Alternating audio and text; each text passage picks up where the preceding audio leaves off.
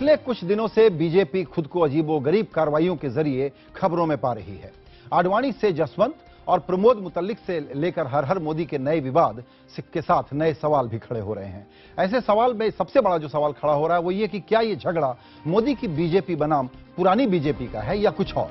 क्या BJP in विवादों के साथ अपना 272 प्लस का सपना पूरा कर पाएगी? इंडिया 9 बजे की चर्चा में यही सवाल हम उठा रहे हैं। सवाल नंबर 1, क्या बीजेपी अब व्यक्ति से संचालित है या संघ से संचालित है?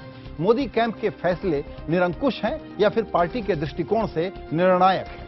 अगर मोदी की लहर है तो फिर ये विवाद और ये गलतियां क्यों? क्या अति आत्मविश्वास में पार्टी पुराने नेताओं की उपेक्षा कर रही है? क्या बुजुर्ग नेताओं की विदाई का पार्टी को नुकसान होगा?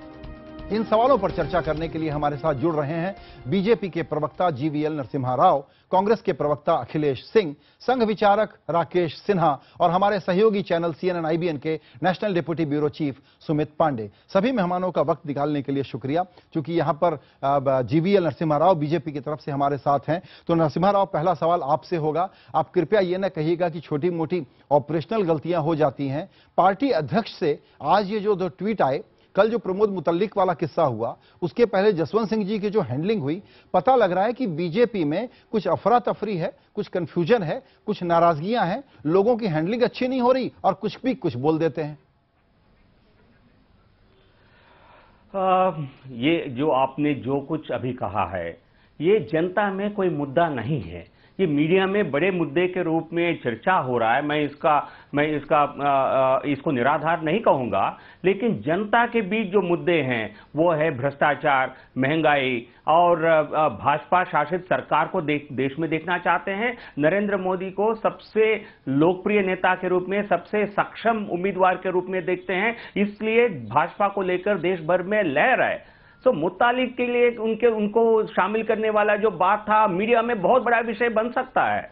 ये आज जो ट्वीट के बारे में आप चर्चा कर रहे हैं, ये ऑफिशियल तौर पर आपको कहा गया कि भाजपा की अभी प्राइम मिनिस्टरियल उम्मीदवार श्री नरेंद्र मोदी है और इसकी घोषणा कई महीनों पहले हो चुकी है और पार्टी का ऑफिशियल नारा है कि अब की बार मोदी सरकार और मोदी प्रधानमंत्री उम्मीदवार भाजपा की तरफ से हैं। तो इसमें कहीं विरोधाभास नहीं है। जी चलिए, आपकी मैं ये बात, जो सुर्खियां आप बता रहे हैं इसका कोई असर नहीं है। जी, ये मीडिया में थोड़ा सुर्खियां बनाने के लिए ठीक है। आप गुजरात की आप याद करें, गुजरात के चुनावों के दौरान इससे कई बड़े खबरें बनी। देखिए नरसिम्हा राव साहब, जनता का रुख जो है, सुर्खियां बनाने का सवाल नहीं है। सवाल यह है कि आपकी इस बात को मैं बिल्कुल मान लेता हूं। एक मिनट, पब्लिक में इसका कोई नहीं, पब्लिक में इसका कोई महत्व नहीं होगा। हम शायद बहुत छोटे मुद्दे को बड़ा मना रहे होंगे, लेकिन मैं एकदम सिंपल से फैक्ट पे हूं। पार्टी अध्यक्ष के तौर पर ऐसे आधे घंटे के अंदर 2 ट्वीट और प्रमोद मुतल्लिक पर राज्य इकाई ने ऐसा काम कर लिया, केंद्रीय नेतृत्व को पूछा नहीं। इससे जो सरकार में आने वाले हैं, जो राज करने वाली पार्टी बनना चाहती है, उसके अंदर ऑपरेशनल फौपा इतना बड़ा क्यों होना चाहिए?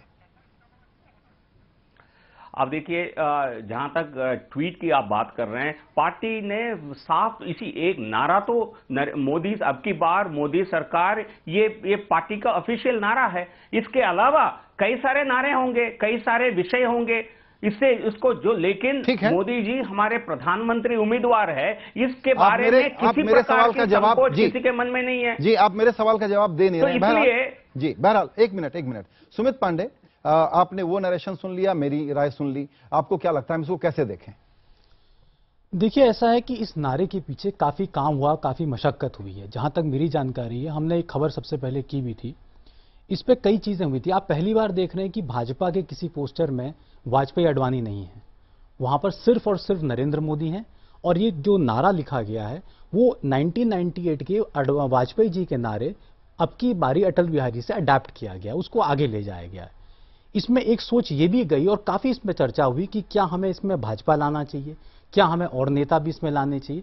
लेकिन एंड में तय हुआ कि भाजपा इस बार वोट जो है सिर्फ और सिर्फ नरेंद्र मोदी के नाम पर, उनके चेहरे पर मांग रही है।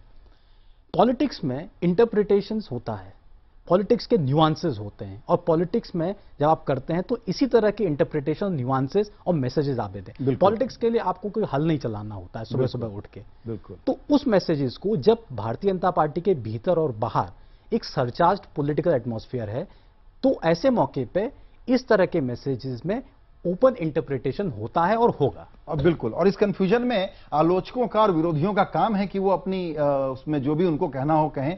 इसीलिए हम चलते हैं अखिलेश प्रताप जी के पास। अखिलेश जी, आपसे एक थोड़ा सा बैकग्राउंड के साथ सवाल पूछना चाहूंगा, और वो ये कि बहुत आदर के साथ कहना चाहता हूं कि ये जो शंकराचार्य जी हैं, स्वरूपानंद जी, ये केयर ऑफ कांग्रेस हैं।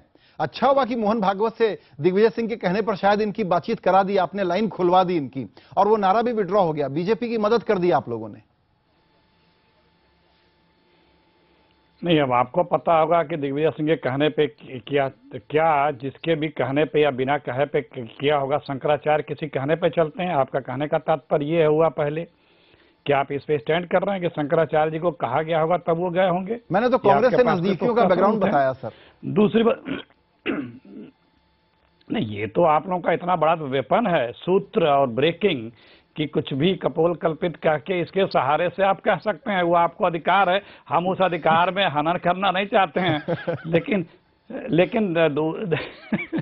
लेकिन हम ये कह रहे हैं कि वो कुछ भी हो, वो सही तो नहीं था ना, जिस कारण से किया गया वो सही चीज तो थी नहीं। और देखिए कितने रिस्पॉन्सिव है मोदी जी, तुरंत उन्होंने विड्रॉ कर लिया इसको। तभी तो कितने संवेदनशील है मोदी जी, तभी तो उन्होंने विड्रॉ किया। मैं वही कह रहा हूं। और ये लोग जो बोलते हैं कि हमारा नारा नहीं था, 2 दिसंबर को बनारस की रैली में बैकग्राउंड पे मोदी जी के स्टेज के पीछे का विजुअल निकालें, शिव भगवान की फोटो लगी है, उत्तर प्रदेश भाजपा के प्रदेश अध्यक्ष आते हैं और इस नारे को इंट्रोड्यूस करते हैं। उसके बाद ये नारा शुरू हुआ और बीजेपी के लोग कहते हैं कि हमारे तरफ से नहीं शुरू हुआ था। खैर, वो बात अलग है। देखिए कितना बड़ा परिवर्तन हो गया। आज बीजेपी अपना हार कैसे मान चुकी है। कल तक जो बड़े दम्भ और अहंकार के साथ बीजेपी के सारे नेता एक सुर में ये बोलते थे कि सिर्फ मोदी की हवा और मोदी प्रधानमंत्री, मोदी का नाम कुछ नहीं है। आज अभी यहाँ बैठे प्रवक्ता भी बोल रहे हैं, सुबह एक राष्ट्रीय प्रवक्ता बोल चुकी, एक राष्ट्रीय अध्यक्ष बोल चुके कि अब बीजेपी की सरकार, बाद में भले उसको लेकर के लिपापोती चल रही हो, लेकिन विरोधाभास या संशय या एक रूपता अब वो नहीं रही ना। जिस विचार से, जिस दम्भ से, जिस अहंकार से कल तक मोदी को आगे करके बीजेपी चलती थी, उसे एहसास होने लगा है कि मोदी हमारे लिए भार हैं। ये पहले से भी दिख भी रहा था, क्योंकि अगर मोदी की हवा थी तो ये हर जगह यूपी में जैसे 23 आउटसाइडर प्रत्याशी को टिकट दिया, बाहर से ऐसे लोगों को टिकट दिया जिसको लेकर के बीजेपी के अंदर विद्रोह है। आज बीजेपी 3 भागों में बटी है, एक असली जो बीजेपी के लोग करें, एक असली, एक नकली, एक फसली। अब इन्हीं 3 में से कौन सी बीजेपी जीतती है ये अभी समय बताएगा। जी जी जी, देखिए इन्होंने एक अच्छा मुहावरा दिया है, एक असली, एक नकली और एक फसली। ये बीजेपी के दर्शन दरअसल हो रहे हैं। राकेश जी, आपसे मेरा सवाल थोड़ा गूढ़ है। वो ये है कि हम लोग ये कहानी आज उठा रहे हैं कि अब तो एक व्यक्ति की चल रही है, वो जैसे चाहता है। अडवाणी जी का मसला, जसवंत सिंह का मसला, हरिन पाठक का मसला, हर हर मोदी के नारे की बातचीत, ये ट्विटर में ये जाएगा, ये नहीं जाएगा, ये सारा कुछ एक व्यक्ति संचालित कर रहा है। एक छोरी दूसरी है कि ये व्यक्ति इसलिए संचालित कर पा रहा है क्योंकि संघ का पूरा उनके पीछे सपोर्ट है। संघ दरअसल बीजेपी को आडवाणी वाले युग से जो हट गया था बीजेपी का हिस्सा, उस बीजेपी को अपनी तरफ रिट्रीव कर रहा है और मोदी को पूरी तरह से पावर कर रहा है। देखिए, मैं दोनों सिद्धांतों से अलग बात करने जा रहा हूं। पहली बात तो मैं ट्वीट पे करूं, इस पे करूंगा, हर हर मोदी के नारे पे, कि एक बड़ी अच्छी बात है कि स्वरूपानंद जी जो आपने भी कहा कि उनका विश्व हिंदू परिषद से संघ से बहुत टकराव रहा कई मामलों में, राम जन्मभूमि के मुद्दे पर, कई मुद्दों पर। उन्होंने माननीय मोहन भागवत जी को फोन किया और 2 घंटे बाद मोदी जी ने ट्वीट करके अपने समर्थकों से कहा कि ऐसे नारे न लगाएं। भारतीय राजनीति में लोक शक्ति के महत्व को पहचानने की क्षमता रखनी चाहिए। जिस व्यक्ति पर आप डिक्टेटर का आरोप लगा रहे हैं, जिस पार्टी पर यह आरोप लगा रहे हैं कि वो भगवान के ओहदे को लेना चाहते हैं, मैं एक बात और बता दूं, इस देश में लोगों का नाम सीताराम होता है, सीताराम येचुरी हैं। इस देश में नाम रामचंद्र और सीता होता है, गीता होता है, हर भगवान के नाम का लोग रखते हैं। इसका तो भगवान नहीं बन जाते। चुनाव में रूपकों का उपयोग होता है अति उत्साह, और चुनाव में हर कुछ रैशनल नहीं होता है। एक बात और मैं कहना चाहता हूं, आपकी बहस चूंकि गंभीर होती है, चिल्लाहट नहीं होती है। देखिए, एक जो बड़ा मुझे उसका दुख है और दर्द है, और मैं आपसे ये दर्द शेयर करना चाहता हूं कि नेता, नारा और नाराजगी तीनों पर डिबेट तो होना चाहिए।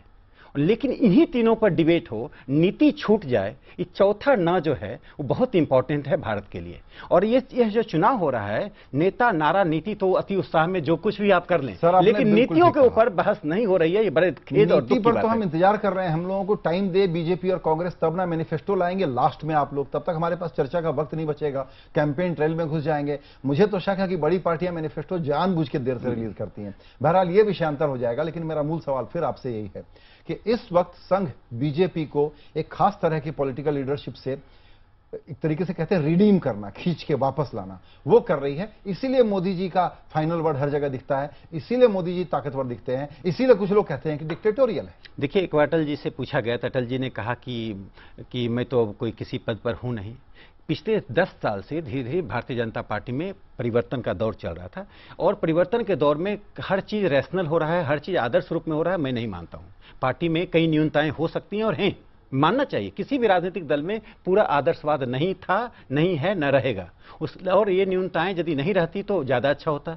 पार्टी नकारात्मक कारणों से यदि समाचारों में नहीं रहती तो वो ज्यादा अच्छा होता। लेकिन मैं वो जीएल नरसिम्हा राव की बात से सहमत हूं कि जितना प्रभाव स्टूडियो में इसका है, उतना प्रभाव जमीन पर नहीं है। जमीन पर जनता यह नहीं मान रही है कि हर हर मोदी का मतलब हमने महादेव का रूप ले लिया। वो नारा नहीं लगे ज्यादा अच्छा है, ये जमीन पर जनता नहीं मानती है। लेकिन ये देखिए, इस पे थोड़ा सा मैं एक पॉइंट जोड़ना चाहूंगा और उस पर मैं सुमित का कमेंट चाहता हूं। सुमित, ये तो कहेंगे कि ये अखबारों के लिए है और मीडिया के लिए है, पब्लिक में नहीं है। प्रमोद मुतल्लिक वाले पर 5 घंटे के अंदर आपको पता लगा कि पब्लिक क्या कह रही है, इतनी नाराजगी थी। ऐसा कदम जिसको कि सपने में भी सोच के किसी को नहीं करना चाहिए था, कैसे हो गया? देखिए, एक बात जान लीजिए, कर्नाटका यूनिट ने वो फैसला लिया और चुनाव के समय उनको लगा, कुछ वोट बैंक का लगा कि प्रमोद मुतल्लिक वो वोट काटेंगे को अभी इस समय ले आओ।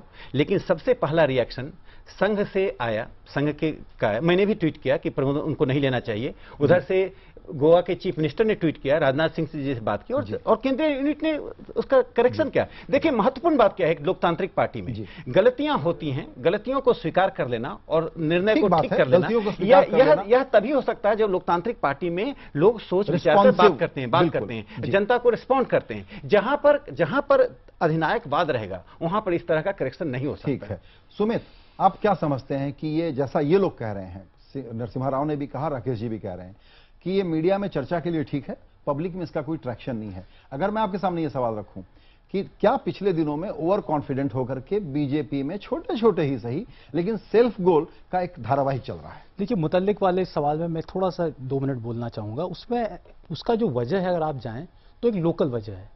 भारतीय जनता पार्टी के कर्नाटक के अध्यक्ष इस बार वहां चुनाव लड़ रहे हैं। पहले से वो मार्गरेट अल्वा के खिलाफ चुनाव लड़ते थे। इस बार वहां कांग्रेस के एक बड़े नेता देशपांडे, वहां उनके बेटा चुनाव लड़ रहा है। एक पर्टिकुलर कम्युनिटी के वोट के लिए दोनों लड़ रहे हैं।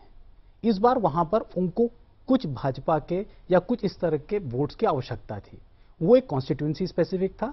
वहीं दूसरी कॉन्स्टिट्यूंसी में एक और किसी नेता को लगता था इससे अर्बन वोट हमारा नुकसान होगा, तो उन्होंने इसका विरोध किया। तो ऐसा नहीं कि उसके पीछे कोई नैरेटिव नहीं, कोई वजह नहीं वहां है। प्रॉब्लम यहां पर यह है भाजपा के लिए कि बीजेपी ने एक मेहनत से 1.5-2 साल में एक नैरेटिव बिल्ड किया है। राजनीति में आप नैरेटिव्स के चलते हैं।